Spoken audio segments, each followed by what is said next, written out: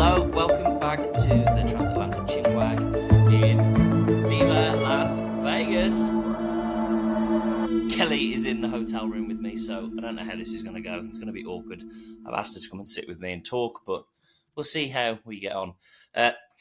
We are in Sin City, back doing fourth episode now of the podcast. Really enjoyed the last one with Laura. It was much better doing it with someone. You're stuck with just me for today, but we're planning to do another one next weekend. I am in Las Vegas for work. I'm at the Fancy Food Show, basically a convention for premium food brands. I wouldn't necessarily say starting out. A lot of cheese brands there, so always interesting to go, but a number of our clients attend. So we come out annually to have some FaceTime with them, discuss the year ahead. And I brought the other half with me, hence you can hear her screaming in the background. If we're lucky, she might come and say hello, we'll see. She's quite rightly informed me that I have been visually showing things on the podcast without addressing or describing them to people who may just be listening to the audio. So for people who are just listening to this, behind me there are some lights, there are some signs. I'm in Las Vegas. For those of you who are looking at me, you might be able to see a sign showing the Bellagio. I don't actually think that's the Bellagio. It's just a sign for the Bellagio. Right behind me here is the Cosmopolitan, and I'm staying in the Aria. And I've just purchased this today. Brand new quarter zip. Laura would be proud. So what am I going to talk about? Blimey, a few life updates to start, I guess. 3 weeks back in the UK. And it really messes with my head, if I'm honest with you. For 2 weeks straight, I was just thinking constantly about, oh my God, we need to move home. I need to be with my family. But what I will say is within a day, well, actually within an hour of being back, we landed in San Diego International, came outside, got in the taxi. Friend Chris picked us up, which was great. He's a taxi driver as well. And looked out the window of the taxi to my left as we're going up the highway, and I could see the sunset, and it instantly calmed my fears, shall we say. And then I've been back, 2 weeks now, and I'm definitely back into the swing of it. And loads of things have happened, which I'll talk about, but I think it's just important to note that, yeah, like on this journey, living abroad, going home is very, very difficult. We had 3 weeks of seeing family and friends pretty much every day. We both got really sick. Kelly got sick while we were there. I got sick while we were back. If I don't sound the best now, it's still why. We're up and down. But yeah, back in the swing of things, I've got absolutely no plans to move back to the UK. I'm loving life in the States. And I mean, within 2 weeks, here I am. I'm in Las Vegas, having a great time. What else has been going on? So since we've been back in the UK, Kelly got a new job. She had 3 interviews in the space of a week and got the job, so she's going to be working a few miles away from where we live, which is great news. It's great for us in terms of, one, Kelly's career, that's the most important thing, but two, getting settled into Dana Point in California. Having Kelly working was really important, so that was great. She also passed the driving test. She can drive. She's always been able to drive, but she didn't drive for 4 years in Chicago. But now she's going to be working somewhere where she can't quite walk to. I think it's walkable just about, but probably needs to drive. She needed to pass a test, so she did that. So all in the last week, a new job, driving test. I'm over the moon because those of you who know me well, I love beer, and I'm always the one having to drive. So, and I think it gives her a lot more independence as well, settling in, which is great. Embarrassing one. This is quite funny. So, again, those of you who know me well, I love going in the hot tub. There's a hot tub where we live in the community area. And so this week I went into the hot tub and, well, we both did. And gosh, the chemicals were quite strong. We thought, gosh, it's a bit potent. Sat in there for about 30 minutes. The next day, kind of established that and there won't be any visuals to this to anyone who is just listening. I'm not going to be demonstrating this, but it has singed all of the hair off my legs, some of my arms, nearly all the way up to my chest. My legs are sore. So I've been dealing with the management company of where we live. basically saying, guys, what the hell? So it's a bit sore to even go in the shower right now. So bit of an oversharer, but that's me. That was quite interesting. So hopefully that gets one. Hopefully the hot tub gets fixed, and two, hopefully I can go back in it soon because that's one of my favourite pastimes to relax and unwind from crazy work stuff. So one of the things I will touch on drones. I think there's a few updates there. I'll do that at the end. Trump's inauguration coming up. It's the 19th of January. So is that tomorrow? Tomorrow is he getting inaugurated? The 20th or the 21st? Anyway, I thought it would be remiss of me not to talk about the year that has just passed. Selfishly, if only just to listen back one day to revisit what has definitely been a really big ass year of our life. Naturally, the biggest thing that happened, we've moved to Dana Point, Southern California. And to be honest, who knows for how long? I mean, this could be where we settle down, make our forever home. Well, I say forever home. We may always rent in California. It's so expensive. So I'm probably going to spend the majority of time talking about that. But this has been a jam-packed year, and there's a lot of stuff to cover. And I'm going to try and go chronologically if I can. Touched on being back in the holidays, feeling like I needed to move back to the UK. I think I touched on it on a previous podcast.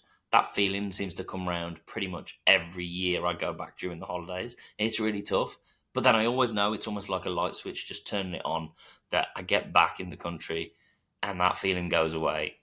Exactly the same thing happened. I've not thought about moving back to England once since then. I have no plans to. We're hopefully going to build our life in Southern California. And we'll see how it goes. So what happened first funnily enough, the first thing I did in 2024 when I got back we didn't actually go back to England, we went to the Dominican. I got back, went to the Fancy Food Show in Las Vegas. It's become an annual thing. I was here last year. I think this is my third or fourth year in a row, which was fun. But the main thing, I think, in the first quarter of the year, so January, February time, I was traveling a lot for work. So I got to experience Mexico City.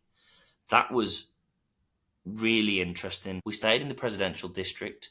We were being hosted by one of our clients, fortunately, and they picked us up in like armored, bulletproof BMWs. That was quite the experience, and we're obviously selling the brand in Mexico already. They sell it on our behalf, and we were just getting to know the market a little bit better. So they gave us a whistle stop tour of all of Mexico City, basically.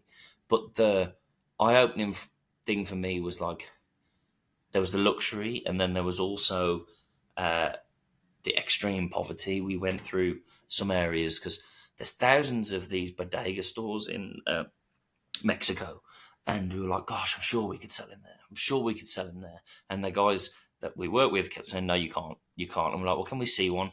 My boss at the time, he definitely needed to see it.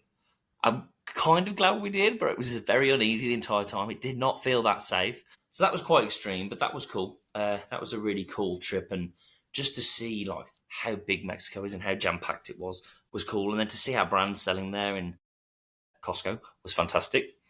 Then we did Toronto. I had to go to Toronto for work. Similarly, within my role, within the last 12 months, taken on more international alongside the US. So Canada and Mexico are the two big ones that fall into that for now. Toronto was really cool. We had a really nice dinner with our distributor that sells the brand on our behalf out there. Kind of like Chicago, a very similar vibe in terms of the city. So I liked it. I liked it a lot. There is something whenever I seem to step foot into Canada, because of that British connection, that I almost feel at home straight away. I've got really fond memories of going to Vancouver. Kelly's got family out on the west side of Vancouver and Victoria Island or Comox now. I've not been to see them yet at the new place, but we absolutely love Canada, and Vancouver was one of my favourite trips I've ever been on. Yeah, Toronto was cool. Did lots of other travel. Where else did I go? Flipping out, went to Miami, which was an experience. It was kind of like I don't know. I hate the word, but it was definitely a vibe. Sadly, we spent 3/4 of it bundled in a hotel room around a table doing our calibration, end of year reviews, that kind of stuff. And then account reviews and all stuff work related. So I didn't get to see too much of it, but that was pretty cool. I struggle with the humidity on the East Coast, but it was a decent time of year to go. So that was quite funky. Then we came back. I'm skipping loads out, of course. Actually, no.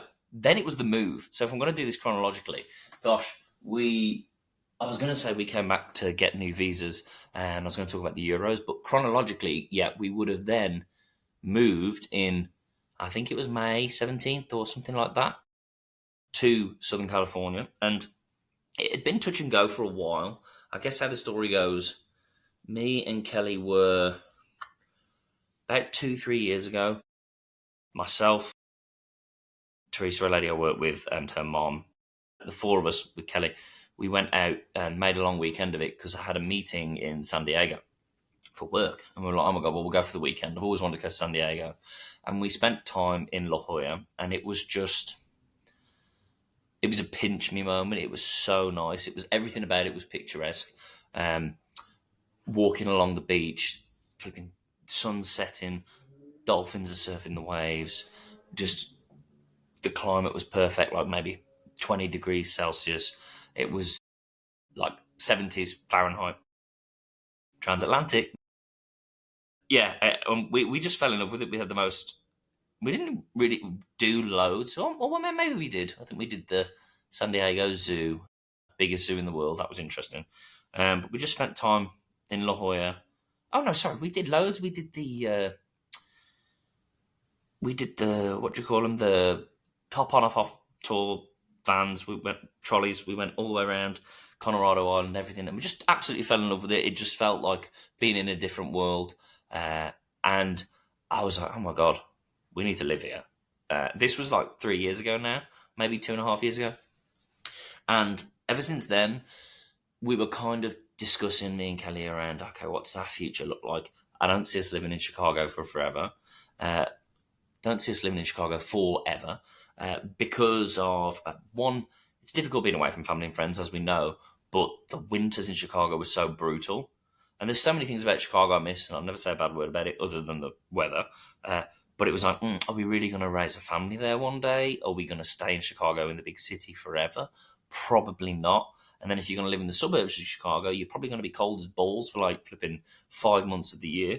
So we were like, we really don't want to go home. How about we try and engineer a move to the West Coast? And the reality of it was, moving to the West Coast made a lot of sense for me with work. I was traveling from Chicago to Seattle, San Francisco, LA, and San Diego a lot, particularly within the first 2 years of looking after Costco. And so I was flying there, 5 hours back. It's about 4.5, but 5 when you're stuck on the runway at O'Hare, for those of you who've spent time at O'Hare Airport. And I was having discussions with my boss, and they're like, oh, we could do with someone out on the West. I was like, well, that's me. Let's try and make this happen. And it was touch and go. And the Christmas that we didn't go home, we went to the Dominican. We still didn't fully know if it was going to happen. So there was this big suspense. And I think we got the green light maybe February, March time. And then it was very quick. I needed to arrange getting my car shipped across to the West Coast. We obviously needed to sign a lease and do all of that. That's the other thing. I did a separate work trip to the West Coast again, hosted my team at the time. I was running a team of seven people, I think. And so we all flew out to the West Coast, did our quarterly review meeting there. And I stayed for an extra day. And I didn't rent a car, which I should have done. And I got Ubers to numerous different locations between LA and San Diego. And trying to decide, because everyone says to me, how did you decide on Dana Point? It's a small old fisherman's town. I love it. I think it's so much more than that. But how did we decide upon it? I was like, one, been to LA and I wasn't that impressed. Like, I thought downtown area was a bit run down and very spacious and a little bit, I don't know, just felt uneasy in LA. Wasn't for me. Absolutely loved downtown San Diego. That was a strong consideration. But being as we'd lived in a city, we were contemplating, do we want to live outside of a city? And also to skip the traffic. Traffic in San Diego isn't as bad as in LA. And then, so I was like, okay, well, there's this few places between probably like Newport Beach all the way down to Del Mar that are in between LA and San Diego, that are close to the highway, close to John Wayne Airport, that would be perfect for us. So we were torn between Carlsbad, we looked around there, Dana Point, Laguna Beach. Then we didn't go much further north, actually. And then, being as we didn't know how long it was going to last, like if we were going to be happy or whatever, we were like, let's focus on amenities um, rather than space. So we got a 1-bedroom apartment, and I was like, well, Kelly needs a gym for her work. She needs a gym for her work. She needs to be able to be outside running. Is there a running track? I wanted to be by the ocean, and I wanted there to be a hot tub and a pool because I struggle with my back. I can't really work out in the gym. Although I'm going to try. I'm going to start walking on the treadmill. That's a whole other discussion. Anyway, viewed loads of places, fell in love with this place in Dana Point, and we thought, gosh, it's going to be quite reclusive, but it's easy access, 15-minute drive to so many different places, and 25 minutes to the airport. This is perfect. So we did that. So we made the move in May, and then as soon as we got there, we stayed in a hotel the one night, and then we picked up the keys the next day. As soon as we got there, Kelly got shingles. She was really poorly for maybe 4 to 6 weeks, which made it quite difficult in terms of settling in. And I think going from the hustle and bustle of Chicago and being able to like walk everywhere was a bit of gonna. We always knew it was going to be a shock. Not as much of a shock as I thought, actually. You have to drive most places, and so that was a bit of an adjustment. Getting the car sorted was a hassle as well. Trying to ship the car across the country, it was going to far too long for me to drive, and how much time I'd have had to take off. So we did that. That was all great. And what I will say, and it's something that I'm going to touch on to at some point. I think I really took it into my stride. I think Kelly probably found it a little bit harder, just in terms of uh, the being out and about all the time in Chicago. I was traveling a lot, so I wasn't as out and about, I guess. And I was kind of ready for that, having a hub where I could relax when I'm not flying around bloody North America. So that brings me, I guess, on to like the next thing. So the next logical thing would have been to make friends and try and get settled. But I then went on this crazy period of travel, Seattle, San Fran, places that I'd normally go and have to do customer meetings. And funnily enough, I think in the first 4 weeks of moving, I was back in Chicago like 2 times or 3 times. It was a bit ridiculous, but look, that's the nature of the beast of what I do. So it's like, well, yeah, we should make friends. We need to go out. We need to do restaurants, all of this kind of stuff. But Kelly was really ill, so we couldn't. Then, when she got better, we had 2 lots of visitors that lasted probably for like 5 weeks. So then you're getting into August, September time. Then Kelly had to go back to the UK. Her nan passed away, which was really difficult and really sad. And then after that, she came back, and then, gosh, what happened after that? What you kicking? Kelly's doing sign language. You can speak. The Euros, you missed that bit. Oh crap! Yeah, so then I missed it out. Yeah, we went to the Euros. I'm glad you did that. She came out like volleying. She's currently getting ready because we're going to go out for dinner. We did the Euros, so we had to go back and get new visas, and we didn't know how the general election was going to turn out. The presidential election, sorry, in the US, and we were a little bit on edge, and we thought, right, well, we'll get our visas done prior to the November election. So we went back over the summer. We went back for the Euros, which was fab. And I don't even know if we talked about it when Laura was on the podcast, but we met Laura down in London, Laura and Maddie, and we were in the bar for the semi-finals where Ollie Watkins, who's a Villa striker, scores this incredible goal and sends us into the finals, which we all thought was the big dream and that we might finally lift the trophy. Don't be daft. Did I get carried away? Yes, completely. Do I regret it? No, it was fantastic. So that was absolutely awesome. And then, so it said after that, then we had the visitors. So then we were like almost like September, October time. That's budget time for me during work, which is very, very busy. And then November, but what? Yeah, look. Then we actually had a period of November where I said I'm not traveling anywhere, and let's get settled. So we did some fun stuff. We did we did Universal. We checked out quite a few restaurants. We did. The good thing about people visiting is that you have to go out and explore. So we tried loads of places for the first time, as well as our family and friends trying it for the first time. So that was very cool. And then And then we got to December, and December was a whirlwind. I've already talked about that, so I won't talk about that too much. Was in Chicago twice. Kelly did a High Rocks in between those two trips in Chicago. Then we flew from Chicago back to the UK, you know the drill. And now we're finally back. Oh, my life. So I think it's been a hell of a year, but the one thing that I was going to touch on, and I was thinking around earlier, like when we moved to California, like, was it euphoric? Was it stressful? The one thing that I'd noticed, and I think I said it to Kelly maybe earlier in the year, that I've been as I travel so much, and I don't know if it's a coping mechanism, but pretty numb to stressful experiences or like cool experiences as well. So like, oh, I'm gonna go to Universal, and this makes me sound very ungrateful, but where I'm going with it's the opposite. Um, I was just like, and I think maybe it was a coping mechanism, just being a little bit numb with like I was going from A to B to C all of the time. So then moving from Chicago to California, in my mind, like I knew it was a big thing and it was the next chapter of my life, but at the same time, I felt like I settled really quickly. I did at the time, and then now reflecting on it, a few what 7 or 8 months later, and I'm looking back, and I'm like, oh, well, really, uh, maybe we didn't quite settle. We haven't got any friends yet. We don't know anyone. We're starting to try and make a couple of friends, but that is high on the agenda for 2025. We have to settle in. Kelly getting a job is a big part of that. Getting a routine with that. Um, but I've got to put myself out there and make some friends. We tried to do a couple of happy hours and social things, and then they were great. We've met some really cool people. But I've not really met anyone my age yet, or not that age is important, but just anyone with like the same interests. So I've got to commit to putting myself out there and trying to make friends. And I actually think it's really. I was listening to a really cool podcast a couple of weeks ago around actually it's much harder to make friends when you're in your 30s than when you were younger, because when you're in college you've got all these friends, you're doing all the same things. When you're in high school you're restricted by high school, so you just hang out with all of your friends. But then when you get into the world of work, your people that you work with, they're all at different life stages. They've either got kids, or they're older, they're closer to retirement, or they're a little bit younger than you.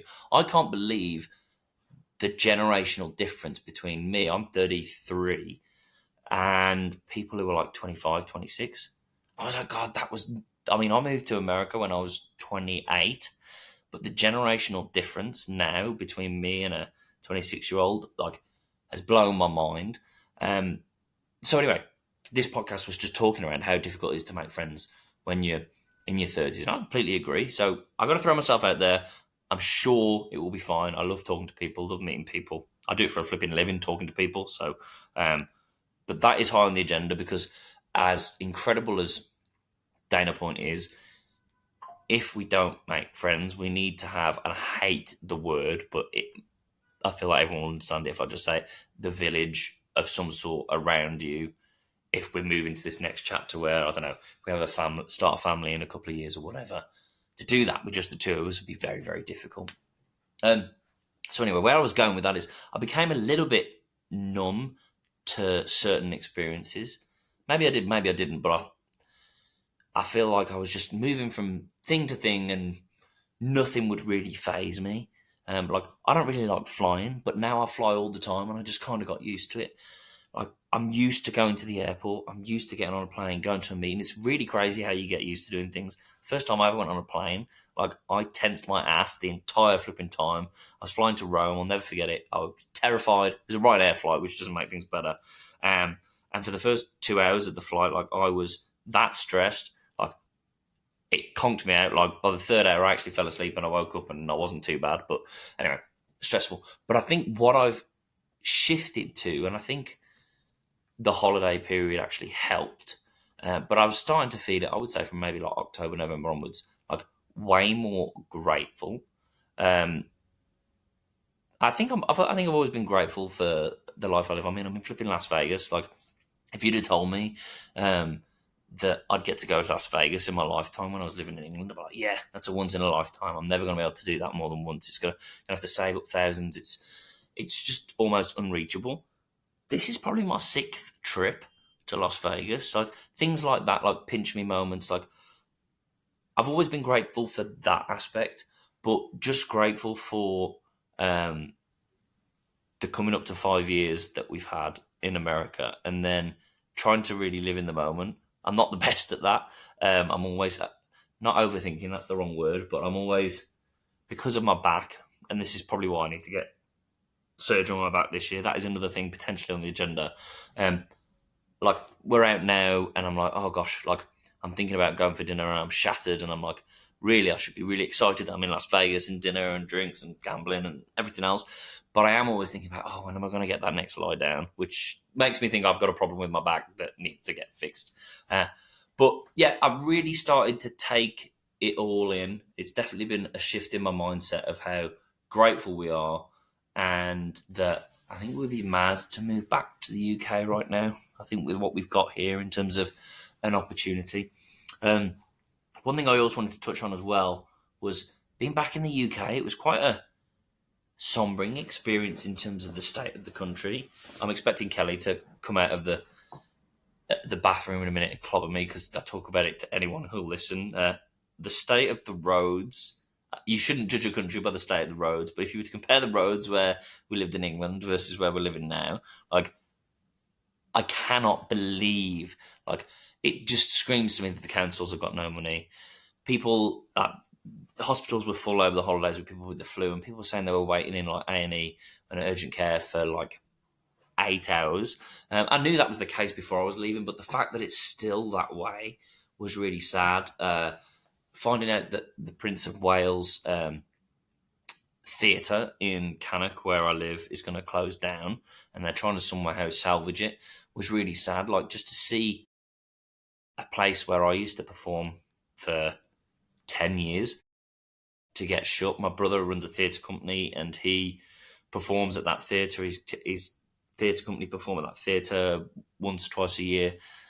To hear that that was closing down was really sad. Then my mom and dad's church, which I grew up in when I was younger, that wasn't this trip, but within the last 12 months, I think that's shut as well after like 150 years.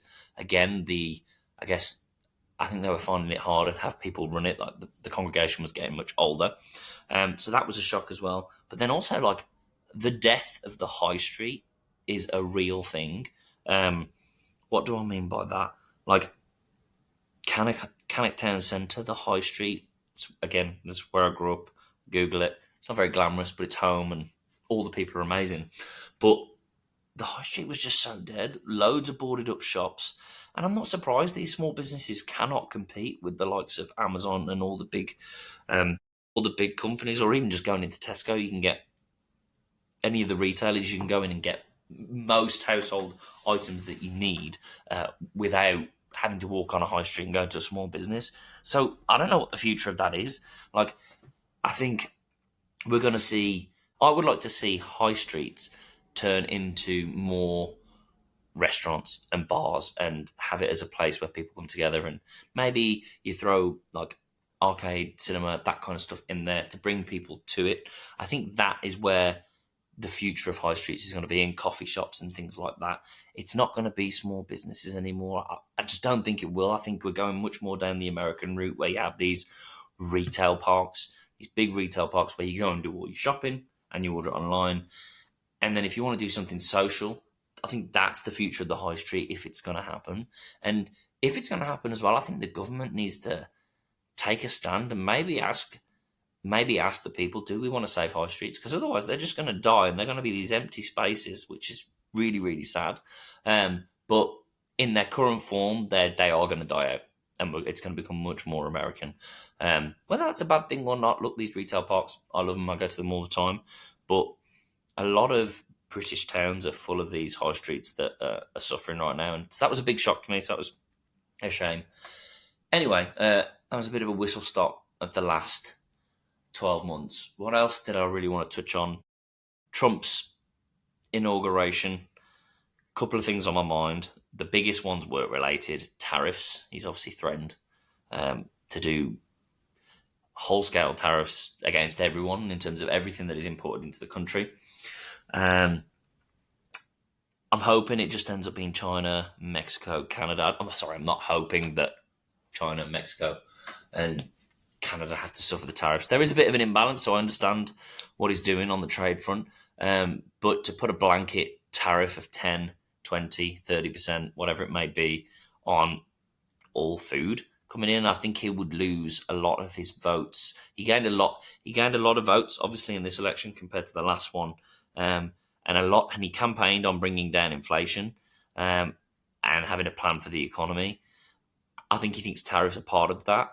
And I think he can still put tariffs in place on certain industries, which will make his point and will actually help the US economy over a longer period of time. You stop importing things from China. You can't just have the infrastructure ready to go to build everything in the States, not at the right price either. That's going to take 5-10 years. It's a big shift. But for it to actually happen um, on food, I think, and bringing grocery prices up is actually not a good thing. So I'm hoping he doesn't do it. The reason I say is because it will impact my work and it'll just make for a much harder year that I'd rather it doesn't happen, is what I would say. Then the interesting one, obviously we touched on Trump saying that the government knows what's going on with these drones and it's weird that they won't tell you. He's done a report. He was interviewed at Mar-a-Lago, whatever it's called. He's a Florida resident a couple of weeks ago, or last week, and he basically said that a day after he's inaugurated, he's going to release a report on the drones to say what they are. I'm not even going to speculate. I'm really not sure what it is. I know we've talked about it. I suspect it might be the US government. I think it's too embarrassing if it's Russia or China.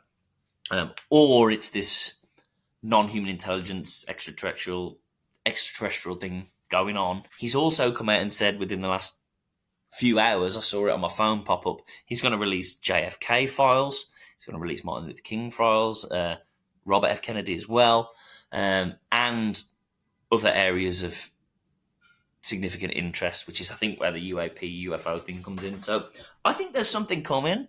I could be wrong, so I'll sit back after. We'll do a podcast next week, hopefully with Laura, and we'll debate it all. But I think something's coming. And then last night there was a big whistleblower interview with Ross Coulthard, and basically this guy is supposedly a first-hand witness, worked in the military for the US in numerous different roles, and he was a helicopter pilot for a secret crash retrieval program where they would fly, pick up these UAPs, and take them to a destination, which they then get hidden forevermore. I can handle that. In my mind, I can handle that, and I think there might have been some of that going on. And some of what we've been seeing in the sky is the US government testing that stuff out. Maybe the orbs, some of the stuff we talked about from the drones, something to do with that. The interesting thing with this is they released video footage. Now, if you saw the video footage on its own, you wouldn't actually conclusively say what it is, and maybe you can't. But if you Google it and check it out, it's on News Nation, I think. And it's this helicopter with a 150-foot rope suspended down, and it's this giant egg. No form of propulsion, no screws, bolts, anything sticking out that would make it look man-made. It's a giant flipping egg that they're carrying, and then they place it on the ground. It is weird. It's night vision. It looks legit, but you don't get to look inside, or if you can even get inside, I don't know. You can't really get too much from the video, but that with his credentials makes it quite compelling. And the fact that he worked for the military and that he's speaking out and he's a whistleblower. But then he got a bit weird. He got a bit weird for me because he was talking around.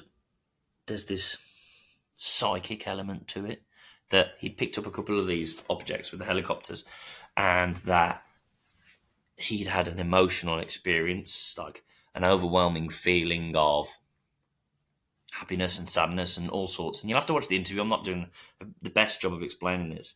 But he believes that the US government and other governments are using some sort of psychic abilities within people to summon these UFOs.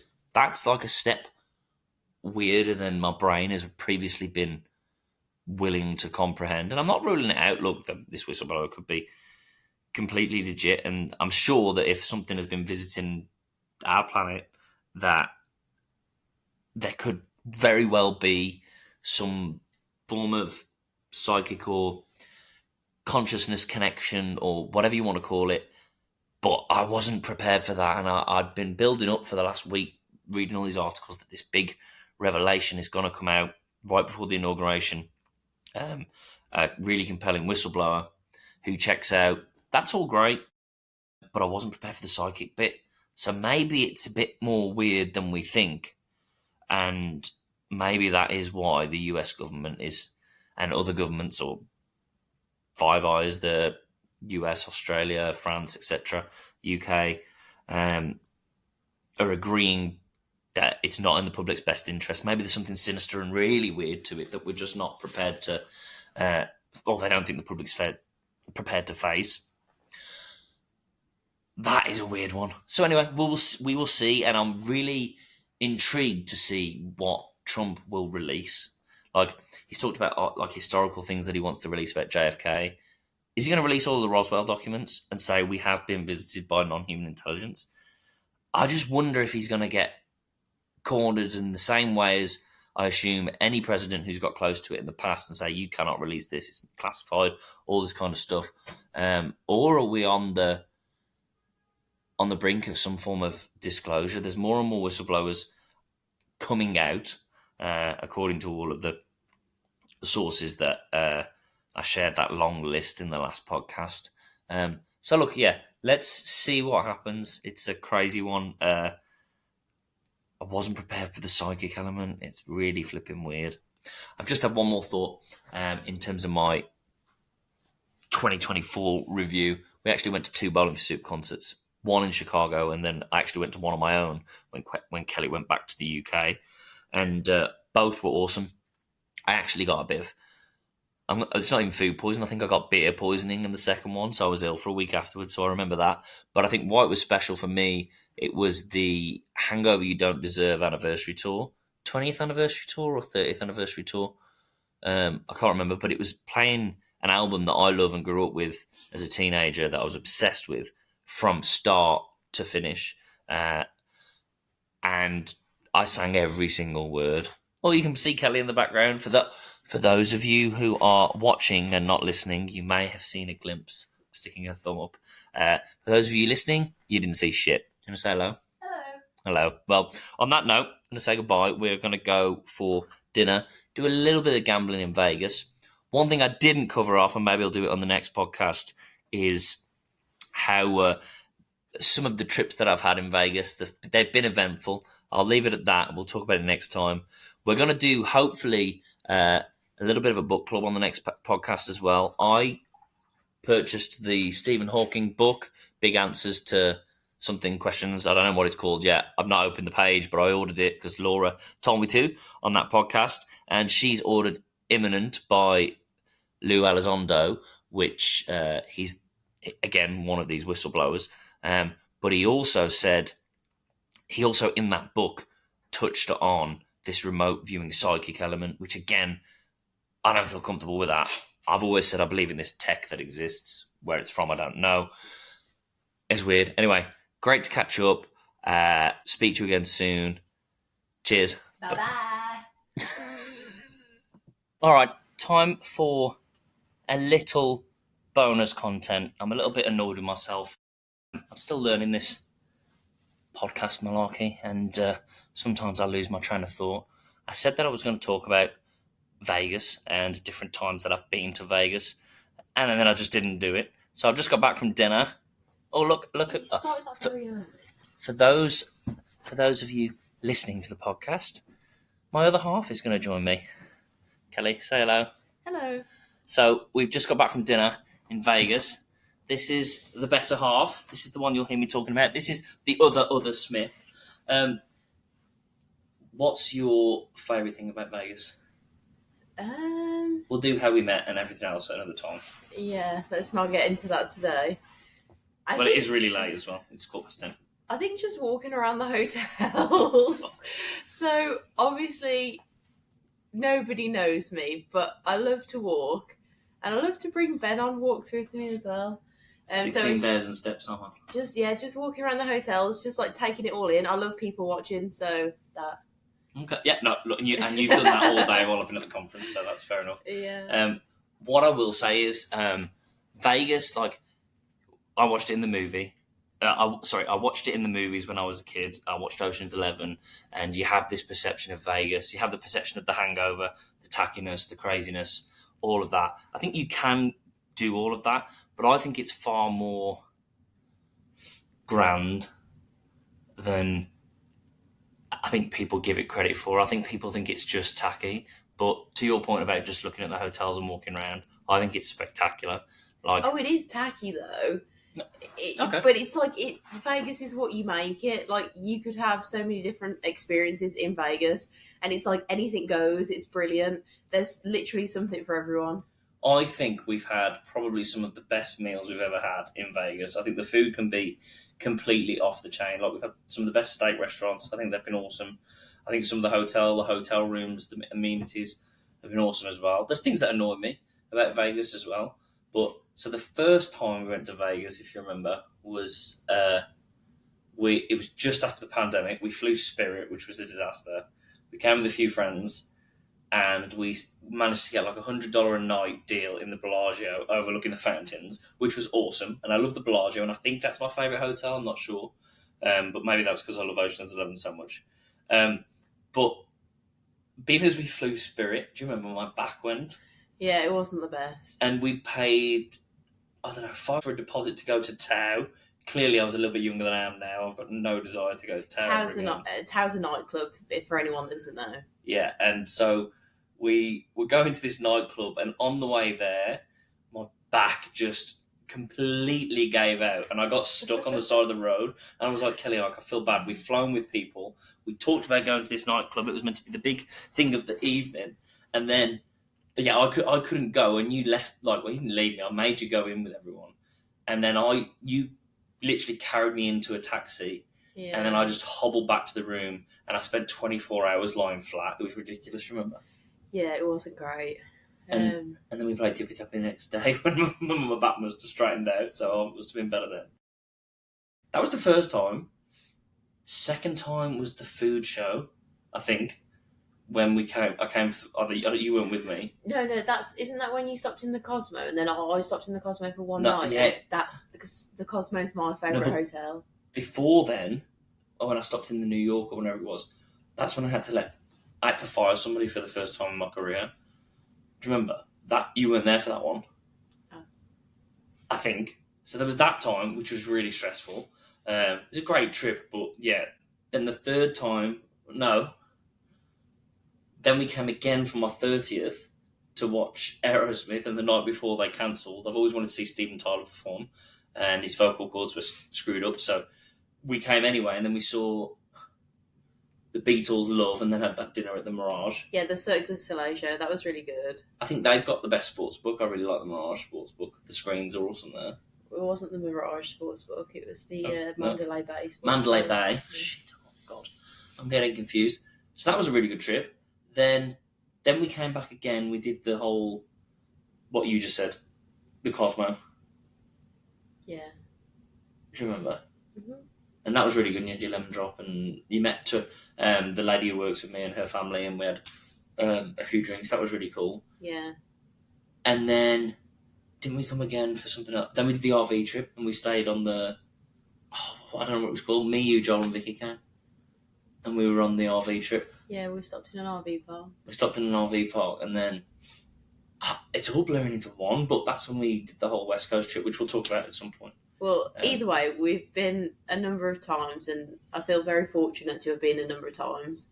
When I say sound bad now, yeah, I agree. When I say Vegas is tacky, I mean like tacky in like the best way. Like it's great. Like it's so bright. There's like lights. You could literally watch people for hours. Like it's fantastic. No, it is. It is, and I guess what I meant by the grandioseness, I don't know what that word is. Nor do I.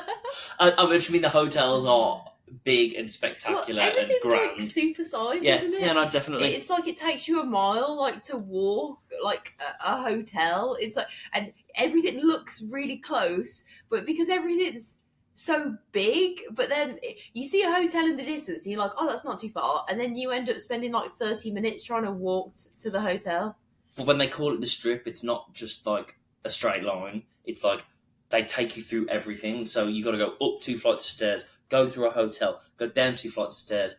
You can't just walk along the strip along the road. Yeah, it is a big zigzag. A mile will take you an hour. Yeah, like it is brutal, but it is awesome. And we've had some great restaurants. And then my other favourite thing to do in Vegas is go down to Fremont Street. Crap, yeah. Go downtown, like that, as well as the walk-in. Like I love it. It's like so unique and quirky, and you'll see some like real characters when you go down there. Like 90-year-olds with their tits out. Well, not quite like that. But there is. That's where the tackiness comes in, I think. Well, but it is more fun and it's easier to gamble. It's cheaper. And there's like live music like on the street, so you just walk through the Fremont Street experience, and then there's like live music and like different stages. So there's different bands at different stages. So like one band, like you'll have a country band, then you'll have like a rock band, like all within the same like street, and then there's like a really good light show.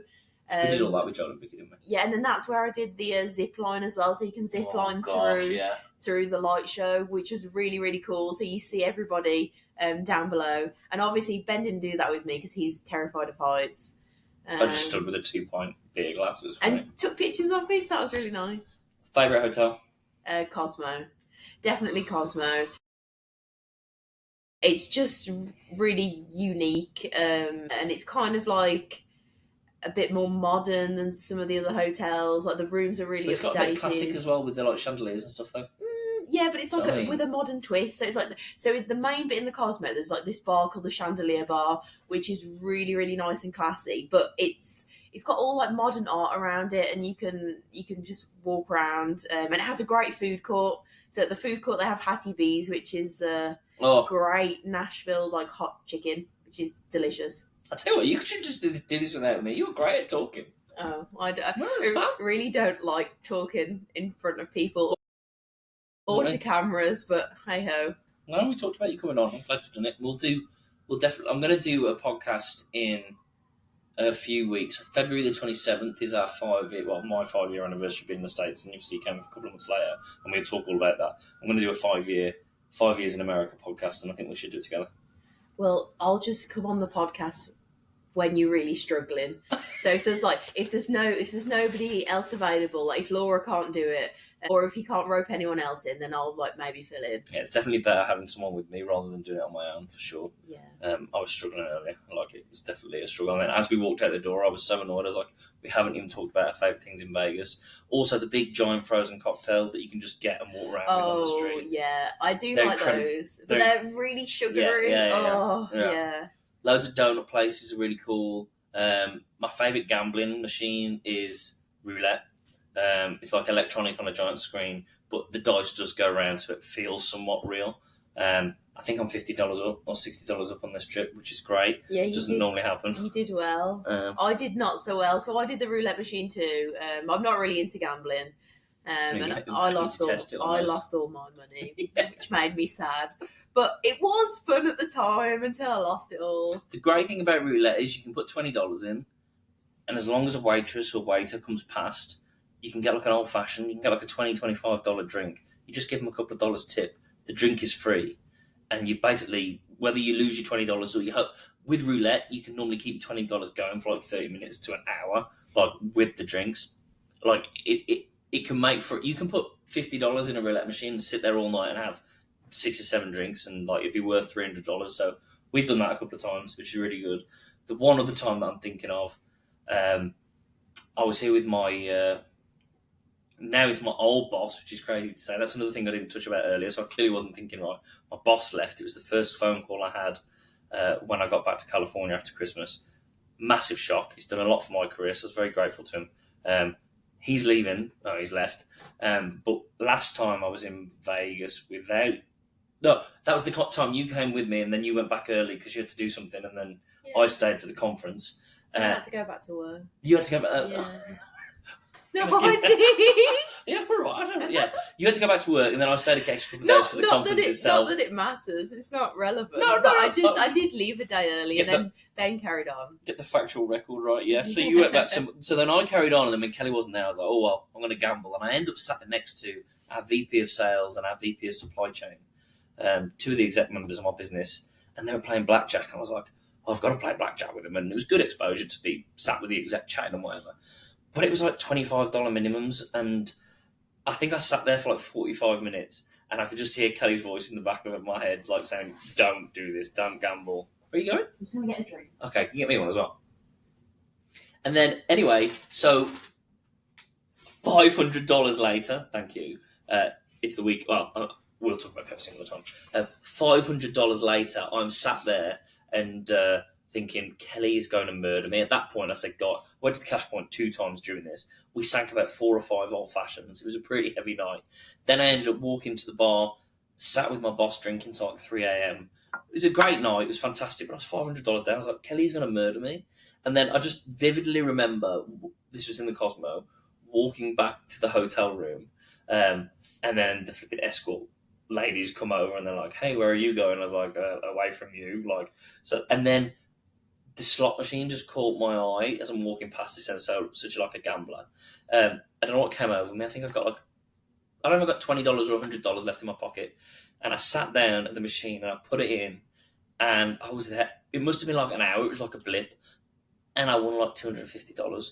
And I was like, okay, I've lost $250 now in total. Kelly isn't going to be as mad. I was really happy. Then I went to bed. Why are you blaming it on me? Because you hate that I gamble. But anyway, it's not the best hobby to have, is it? No. But I'm not a crazy gambler. Like, no. But you do enjoy it. Yeah, we took $200 out, and we spent like, I'm $50 up. Like, still got the money, so it's not like we've done bad. But anyway, that was my other experience in Vegas. But then we're coming back in 2 weeks, and I'm sure you'll gamble again then too. Well, I'm going to have to explain what we're doing. So we're coming back in 2 weeks, and with 2 of our good friends. We're going to do a high rocks. So me, Joel, and Vicky. Joel is doing a singles. Joel, my best mate. Me and Vicky are doing a high rocks doubles. So if people don't know, high rocks is a functional fitness race. Oh, here we go. No, it's really fun. It's 8 kilometers worth of running within after each kilometre you do a functional fitness station. So carry the shopping bags. It's my favourite. A farmer's carry, or you do 1,000 metres ski erg, or you do 1,000 metres row, or you do so many weighted lunges. So there's 8 different stations and then 8 runs. And so me and Vicky are doing that together, and then Joel's doing it on his own, and then Ben is going to be the cheerleader on the side. Designate cameraman.